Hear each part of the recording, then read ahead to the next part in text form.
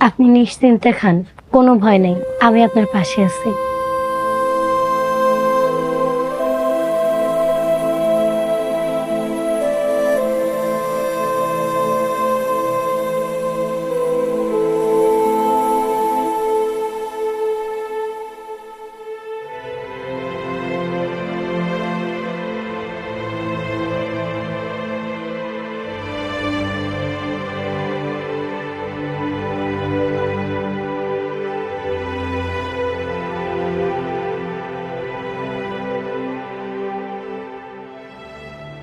হে আল্লাহ, তুমি আমার নামাজ কবুল করো। আল্লাহ, জামাল হোসেন শিকদার একজন ভালো মানুষ, তার এই অবস্থা আমারে খুব কষ্ট দিছে। আল্লাহ, জানি না তার সাথে